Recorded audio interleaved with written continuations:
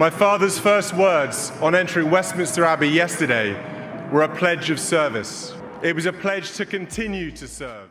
It was a Tuesday afternoon in February, and Buckingham Palace was about to break a silence that had lasted for generations. No siren.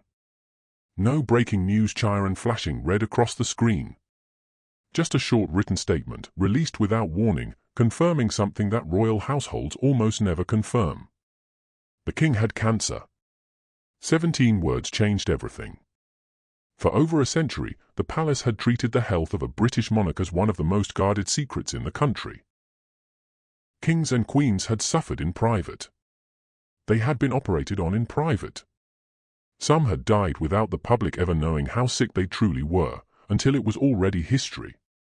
That was the tradition. That was the wall. And on that February afternoon, Charles walked straight through it. Why would a king, in the twilight of centuries of royal secrecy, choose to tell the world the truth? That question sat at the center of everything that followed. Not because the answer was hidden. Charles gave it himself, plainly, in his own words, months later. But because of what that single decision would quietly set in motion, inside a system that had not been built for a king who spoke honestly about his own mortality. He succeeds me as Duke of Cornwall, and takes on the responsibilities for the Duchy of Cornwall, which I have undertaken for more than 5 decades. This is the story of what actually happened next. Not the version built from anonymous whispers and recycled tabloid guesswork. The version built from what was actually said, actually signed, and actually changed, inside one of the oldest institutions on Earth. Before we go further, I want you to understand something about how this story works. Everything you are about to hear is real. Every date, every name, every statement. And where the truth gets murky, where sources disagree, where palace insiders and named biographers contradict each other in public, I am going to tell you that too. Because the real story here is not a fairy tale about a secret document. It is something far more interesting. It is what happens when a 500-year-old system built on secrecy collides with a modern king who decided secrecy wasn't serving him anymore. Stay with me. Because by the end of this, you will understand something about the British monarchy that almost nobody talks about. The rules of who actually holds power in Britain when the king cannot were quietly rewritten. And almost no one noticed it happening. Let's go back to the beginning. Charles had waited 70 years to become king. 70 years standing one step behind his mother, learning a role that could not truly be learned until it was his. When Queen Elizabeth II died in September of 2022, Charles inherited not just a crown, but a nation still grieving, still uncertain what a monarchy without her at its center would even look like. He was 73 years old the day he became king. Most men his age were long retired. Charles was just getting started. Those close to him would later describe a man almost hungry for the responsibility. Royal biographer Robert Hardman, who has spent years chronicling the modern monarchy, put it simply. He said Charles was as happy as he had ever seen him. Not weighed down by the crown. Energized by it. I have full confidence in Catherine and William. Their judgment is sound. A monarch who filled his desk with briefing papers the way other men fill a garage with tools. Obsessive. Methodical. According to those who worked closely with him, he annotated almost everything that crossed his desk, in his own hand, in the margins. That is the man who sat down in early February of 2024 and agreed to release a statement no monarch before him had ever released in quite the same way. Hold that image for a moment. Because it matters for what comes later. Now picture the family around him. William, Prince of Wales. First in line to the throne. 43 years old. A man who had spent his entire life being trained, gently and relentlessly, for a job he could not begin until his father was gone. Married to Catherine, Princess of Wales, a woman who herself was recovering from a major abdominal surgery that same winter, a surgery the palace had also, unusually, chosen to speak about publicly, though only in careful, limited terms. Camilla, Queen Consort. Charles' wife. a woman who had spent decades in the background of British public life before finally stepping, later than most, into the centre of it. And then the two brothers whose absence from this story matters just as much as anyone's presence in it. Prince Harry, Duke of Sussex, living thousands of miles away, in Montecito, California, with his wife and children, entirely outside the working structure of the royal family. Prince Andrew, Duke of York. Today, I am proud to create him Prince of Wales, Tywysog Cymru. Once a working royal himself. Stripped of his public duties years earlier, following scandals tied to his association with the convicted sex offender Jeffrey Epstein. A name the palace no longer wanted anywhere near an active royal role. Keep those two names in your head. Harry and Andrew. Because a few minutes from now, you're going to understand exactly why their absence created a problem that had almost nothing to do with tabloids and everything to do with the actual law. Here is where the story stops being simple palace gossip and starts being something else entirely. Under British constitutional law, if a reigning monarch becomes seriously ill, or leaves the country, or is otherwise unable to carry out the duties of the crown, the monarchy does not simply pause. The government does not step in. Instead, a specific, legally defined group of people are empowered to act on the monarch's behalf. They are called Counsellors of State. Not a title. Not a courtesy. A legal mechanism. Written into law. Typically, there are 4 of them, adults, over the age of 21, drawn from the line of succession closest to the throne. In Charles's case, that meant Camilla, his wife. William, his son and heir. And then, by strict order of succession, the next 2 names on the list. Harry and Andrew. Read that again. The 2 men legally closest in line to stand in for the King of England, if he could not act, were a prince who had permanently relocated to another continent, and a prince the palace had publicly, deliberately exiled from royal duties. Sit with that for a second. This wasn't a rumor. This wasn't a leaked memo or an anonymous insider whispering to a tabloid. The country whose title I've been so greatly privileged to bear during so much of my life and duty. This was the actual, functioning structure of who was legally allowed to act for the British Crown in an emergency in the winter of 2024. 2 of the 4 names on that list were, for very different reasons, essentially unusable. Charles knew it. His advisors knew it. And once the cancer diagnosis became public, that quiet, technical gap in the system stopped being a hypothetical problem and became something the palace could no longer afford to ignore. Here's a simple question for you before we go any further, and I want you to actually answer it in the comments below. Hi, everyone. If someone in your own family got a serious diagnosis tomorrow, and they chose to tell you the truth about it right away, instead of hiding it, would that make you trust them more? Just a yes or a no. I want to hear it. Now let's keep going. Because this is where the story starts to move. I want you to picture something. It is the spring of 1936. King Edward VIII sits on the throne of England. Within months, he will do something no British monarch has done before or since. He will give it up. Voluntarily. For love, the history books say, though the real politics behind it were far messier than that. Edward's abdication remains, to this day, the single most dramatic transfer of power in the modern history of the British Crown. It has never happened again. Not once, in nearly 90 years. That fact matters, because you are about to hear a great deal of speculation later in this story about whether Charles might follow in Edward's footsteps. I want you to hold on to this piece of context now, early, before the noise starts. Abdication is not a casual decision a modern monarch simply announces one morning. It is, legally and constitutionally, one of the most complicated, disruptive, historically loaded acts available to a British king.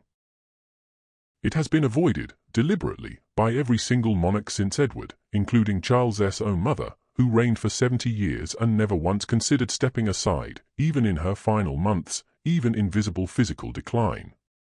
Remember that. because it will matter later. With Catherine beside him, our new Prince and Princess of Wales will, I know, continue to inspire and lead our national conversations, helping to bring the marginal to the centre ground. But abdication was not the immediate problem facing the palace in February of 2024. The immediate problem was smaller, quieter, and in some ways far more serious, because it wasn't hypothetical. It was already true. The system meant to protect the monarchy during a genuine emergency had a hole in it. And the king had just been diagnosed with cancer. So what do you do if you are the palace, facing that gap? You don't hold a press conference. You don't make a public announcement admitting the weakness. You do something far quieter. You go to the one place in Britain with the authority to actually change the rule. You go to Parliament. In 2025, Charles made a formal request. Not a secret decree. Not a private signature behind closed doors, in the way certain corners of the internet like to imagine these things happening.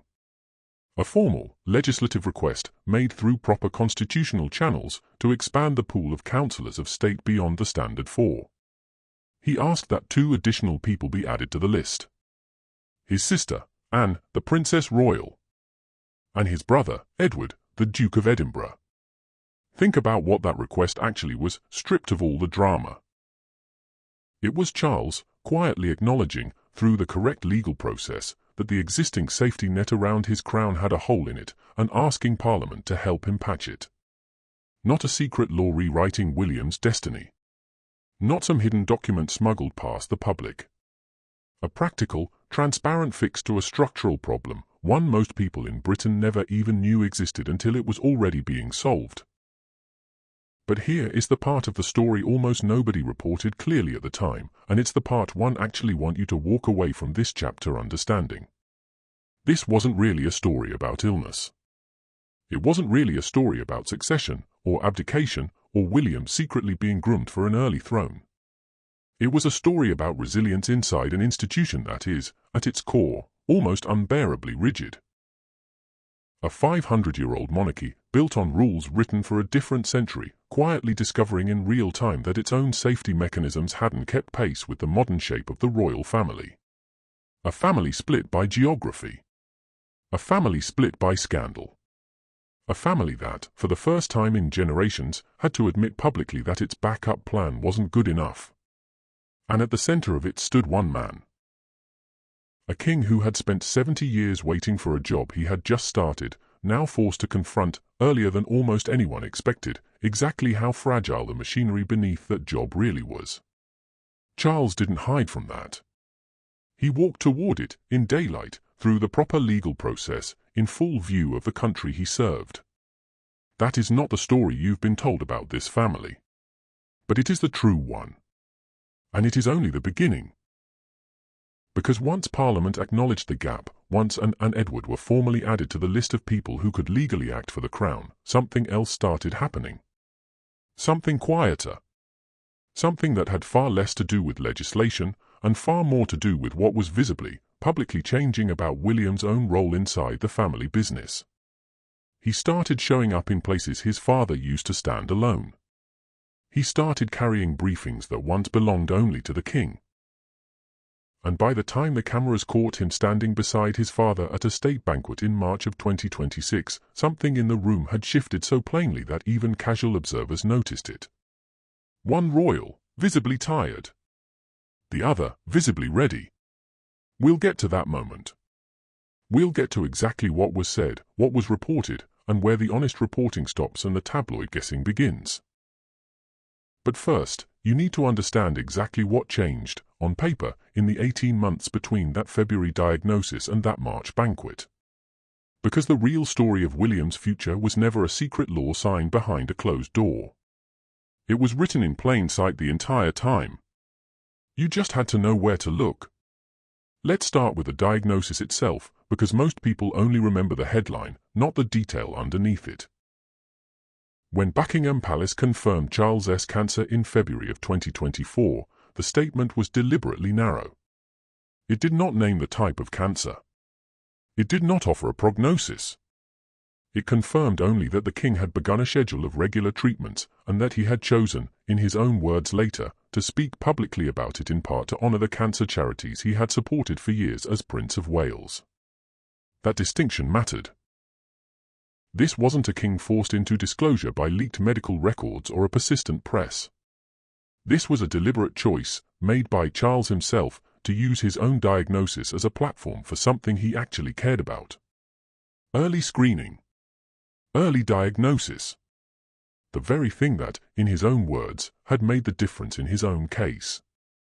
Public duties were postponed. Not cancelled. Postponed. The palace was careful, from the very first statement, to frame this as a pause, not a retreat.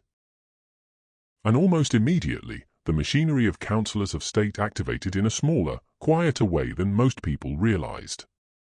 While Charles paused certain public-facing engagements, other senior royals stepped forward to cover what he could not attend. William.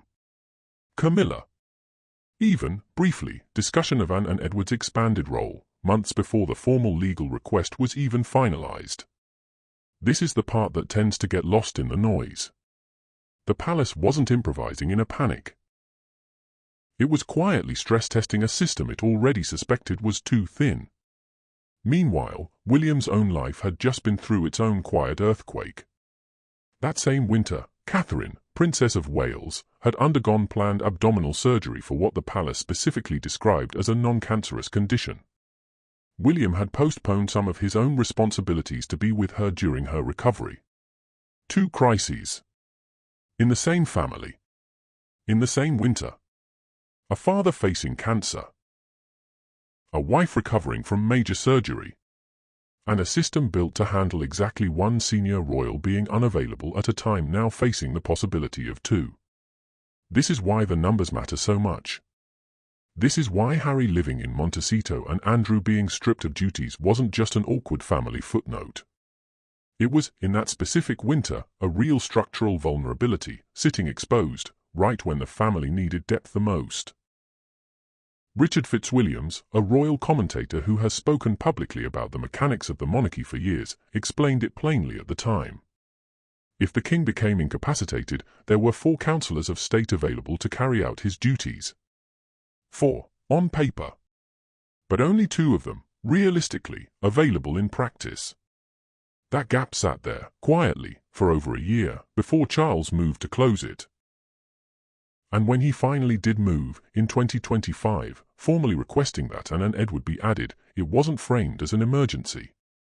It was framed, correctly, as prudent planning. A monarch fixing a hole in his own safety net before that hole became a genuine crisis. But prudent planning doesn't always stay prudent in the public imagination. Because once people learned that the rules around who could act for the king had quietly changed, a second, much louder question started forming underneath it. If the palace was rewriting the emergency plan, what did that say about how serious things actually were? That question would follow Charles for the next 2 years.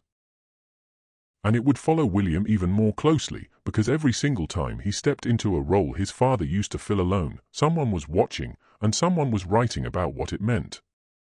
By the autumn of 2025, William was representing his father at engagements that, a few years earlier, would have been unthinkable for anyone but the reigning monarch to handle.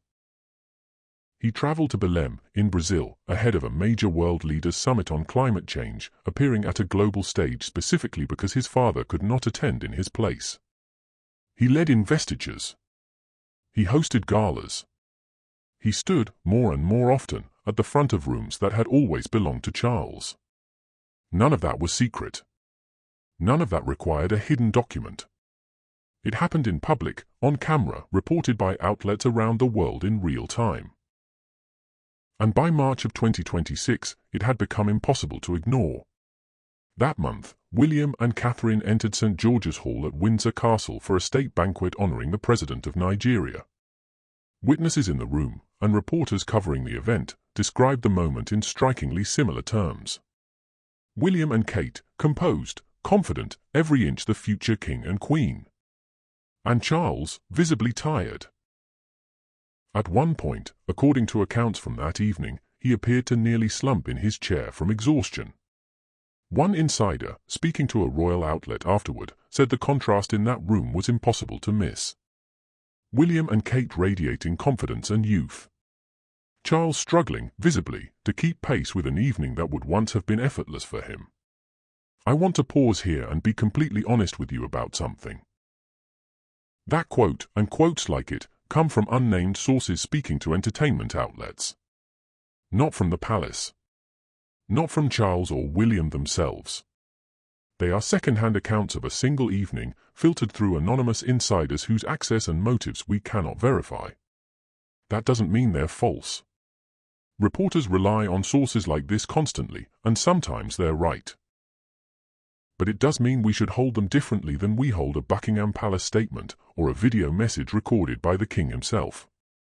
And that distinction, the difference between what the palace actually confirmed and what an anonymous insider claimed to a tabloid, is going to become the single most important thread running through the rest of this story. Because in December of 2025, just months before that Windsor banquet, Charles did something he had not done before. He recorded a video message, filmed at Clarence's house, and had it broadcast publicly across British television. In it, he made an announcement about his own health, in his own words, with no ambiguity about who was speaking. We'll pick up exactly what he said, and what it did and did not confirm about his condition, at the start of the next chapter. Because that video message is where this story turns a corner. It's where the gap between what Charles actually told the country, and what tabloids began claiming behind his back, started to open wide enough that you could see straight through it. For now, I want to leave you with this. A king spent 70 years waiting to rule. He inherited the crown at 73, alongside a diagnosis that would have broken lesser men, and he chose, again and again, to meet it in public rather than hide it behind palace walls the way every monarch before him had done.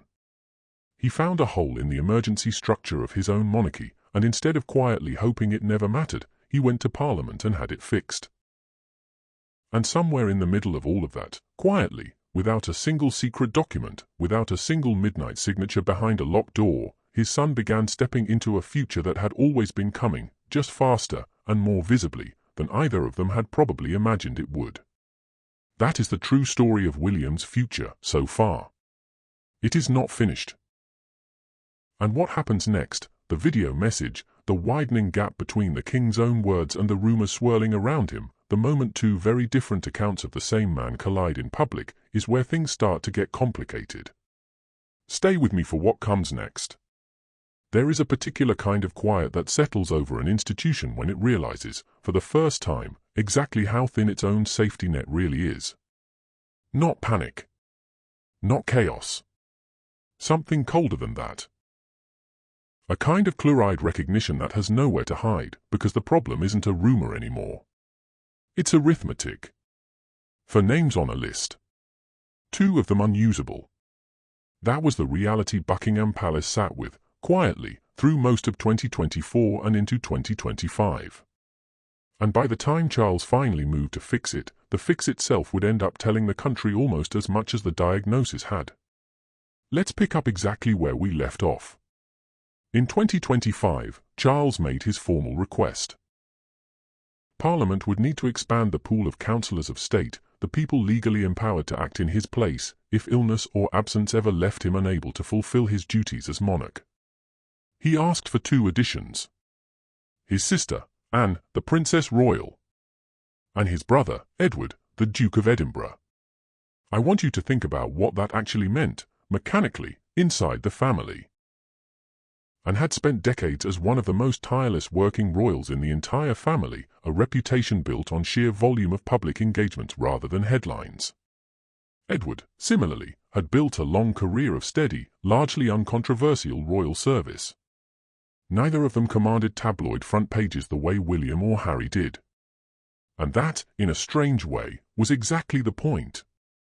Charles wasn't reaching for glamour. He was reaching for reliability. He was looking at a structure that legally still listed Harry, 3,000 miles away in Montecito, and Andrew, formerly stripped of royal duties following his association with the convicted sex offender Jeffrey Epstein, as his primary backups. And he decided, correctly, that reliability mattered more than tradition. Parliament granted the request. And just like that, without a single headline calling it what it actually was, the chain of command behind the British Crown had been quietly rewritten. Here's the detail almost nobody reported clearly at the time, and it's worth sitting with for a moment. This wasn't a change to who would inherit the throne. William's position, first in line, unchanged, untouched.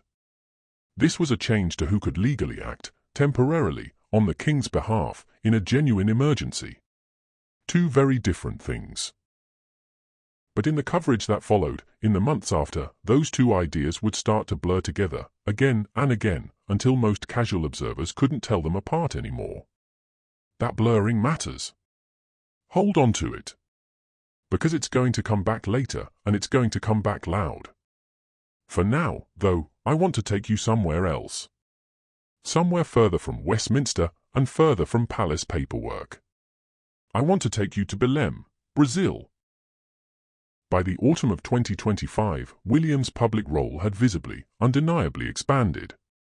He travelled to Belém ahead of the COP30 World Leaders Summit, a major global gathering focused on climate change, appearing there specifically in his father's place.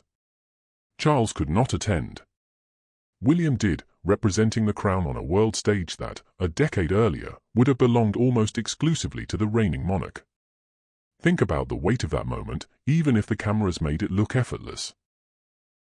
A prince, stepping onto international soil, in front of world leaders, carrying the authority of a king who could not be there himself. Not because of a hidden document. Not because of some secret transfer of power signed behind a locked door. Because his father was sick, and someone had to go, and the someone was him. That's not palace intrigue. That's a family, quietly, publicly, doing what families do when illness forces a redistribution of responsibility. The difference is, when this particular family redistributes responsibility, the entire world is watching it happen in real time. Back home, the pattern kept repeating. William leading investitures, the formal ceremonies where honours and knighthoods are conferred, once almost always presided over by the monarch himself. William hosting a fundraising gala for the London Air Ambulance, delivering a speech in the evening after a full day of engagements. Kate returning to public life after her own recovery, appearing at events with a composure that reporters and royal watchers noted again and again. None of this required speculation. It happened in daylight, in front of photographers, covered by outlets around the world. But here's where the story starts to shift, subtly, from documentation into interpretation. Because once people started noticing how often William was standing where Charles used to stand, they started asking a much bigger question underneath it. Was this simply a son helping his father through treatment? Or was this the early architecture of a transition nobody had officially announced? That question would follow William into the spring of 2026, and it would follow him straight into a room at Windsor Castle that, for one evening, made the entire debate impossible to ignore. It was March, and the occasion was a state banquet, honouring the President of Nigeria. St. George's Hall at Windsor Castle, a room built for exactly this kind of ceremony, tables set with the kind of formality that takes weeks to plan and hours to execute. William and Catherine entered together. Witnesses described the moment in strikingly consistent terms. There was no question who was in charge. That's not my interpretation. That's the language multiple accounts of the evening actually used. William and Kate, composed, poised, radiating what one insider called confidence, youth, and charm. Every inch, according to that same account, the future king and queen. And Charles. Reports from that evening describe him differently. Tired. At certain points, visibly struggling to keep pace with an evening that would once have been effortless for him. One account claims he nearly slumped in his chair from exhaustion at one point in the night. I want to slow down here, because this is exactly the moment where a lot of coverage of this story goes wrong, and I refuse to make that same mistake with you. That account, the slumping, the visible exhaustion, the stark contrast between a struggling king and a radiant future king and queen, comes from an unnamed insider speaking to a royal entertainment outlet after the fact. Not from the palace. Not from a photographer's unedited footage circulated publicly. not from Charles or William themselves, in their own words. It might be true. Reporters lean on sources like this constantly, and sometimes those sources are exactly right. But it is second-hand, filtered through someone whose identity, access, and motive we cannot verify.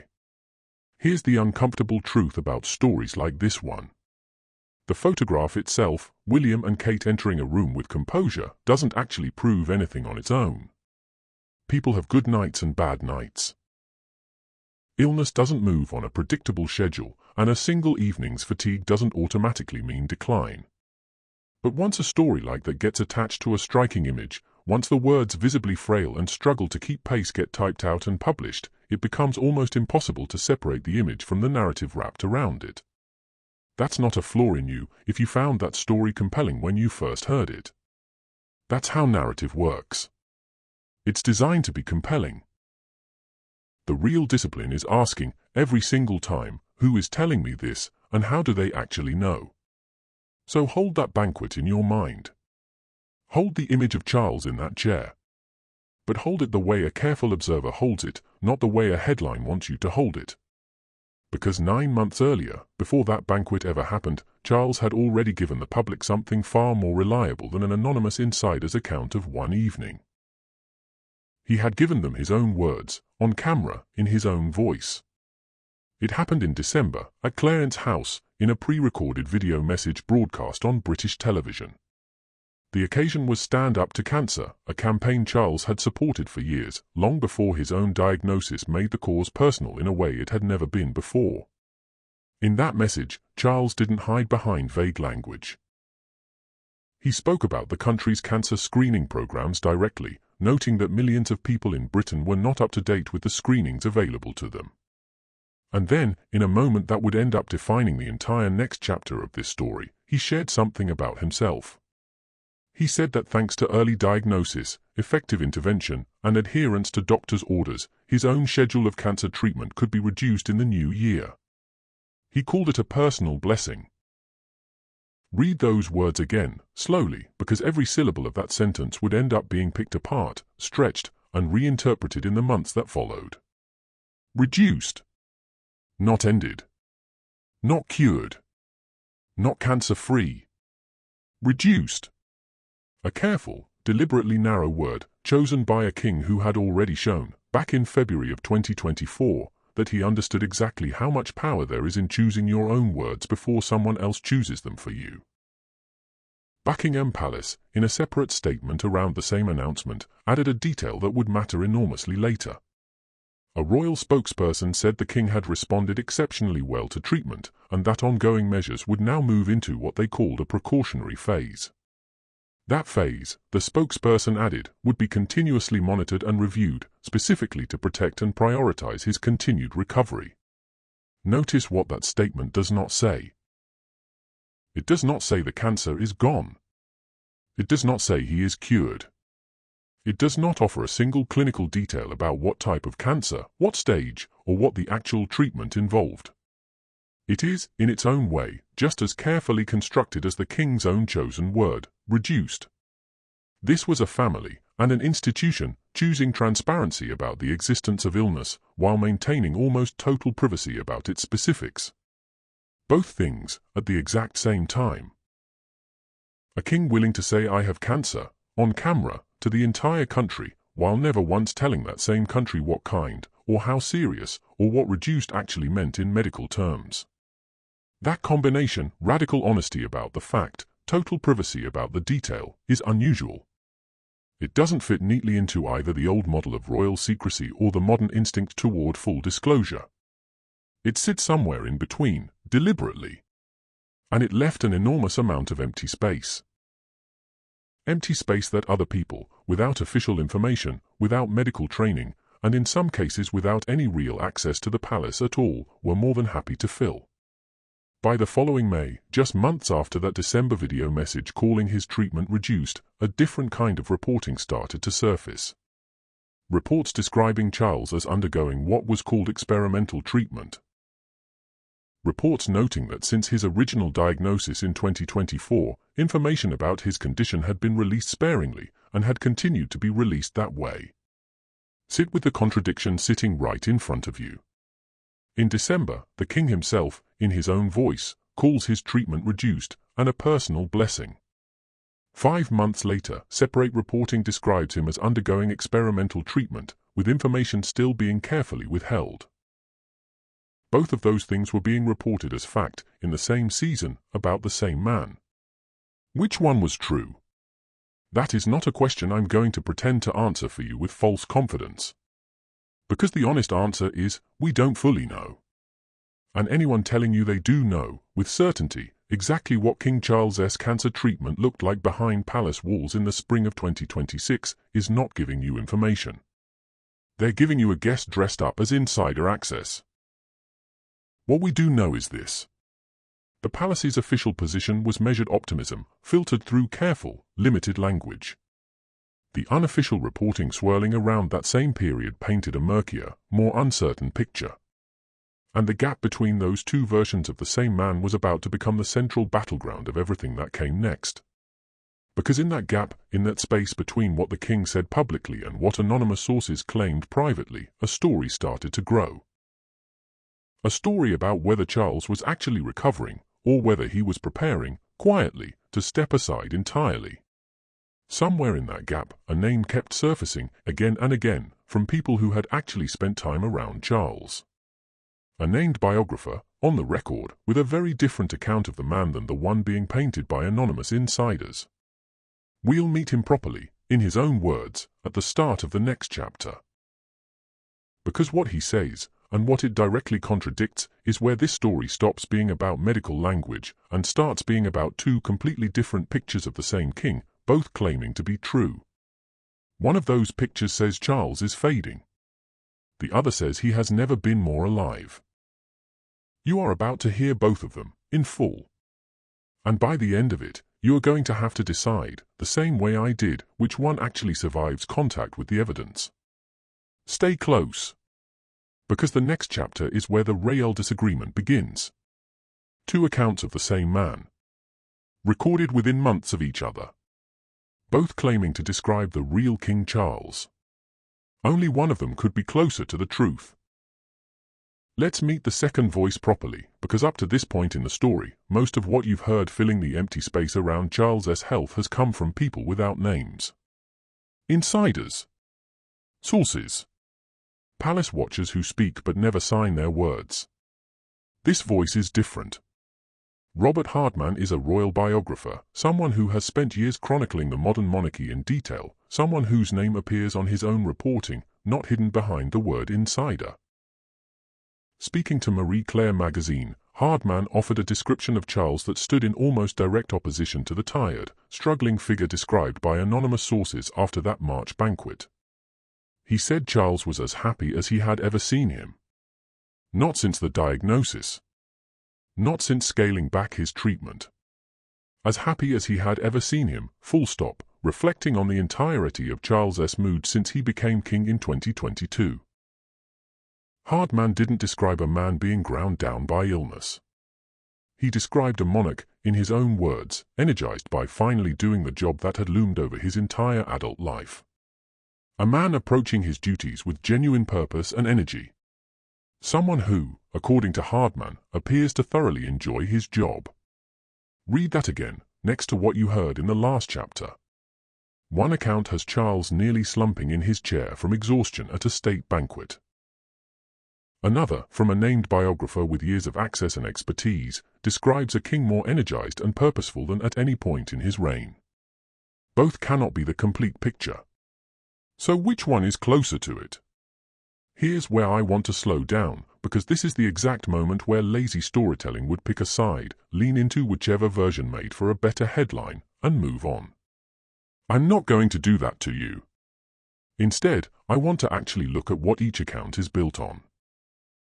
The tired, struggling Charles comes from a single evening, filtered through an unnamed insider, published after the fact by an entertainment outlet. One data point. Second-hand. Unverifiable.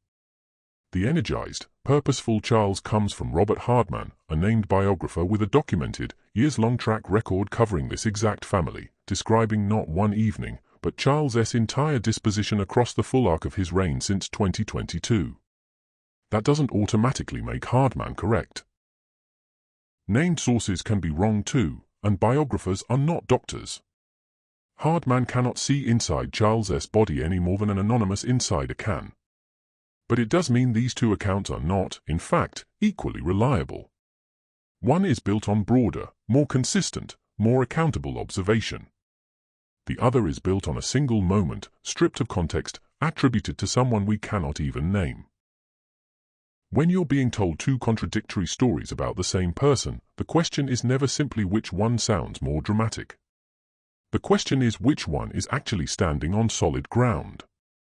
But even Hardman's account leaves something unresolved. Because energized and purposeful is a description of a man's spirit, his mindset, his engagement with the job. It is not a medical diagnosis. It does not tell us whether the cancer itself was improving, stable, or something else entirely. A man can be genuinely happy, genuinely energized, and still be seriously ill. Those two things are not mutually exclusive, no matter how much a tidy narrative wants them to be. That's the uncomfortable truth sitting underneath this entire chapter. We are watching a public figure manage a private illness in full view of the world, and every single account we receive, whether it comes from the palace, from a named biographer, or from an anonymous insider, is filtered through someone's specific vantage point, someone's specific access, and someone's specific reason for talking. None of them are lying, necessarily. But none of them are giving you the complete picture either.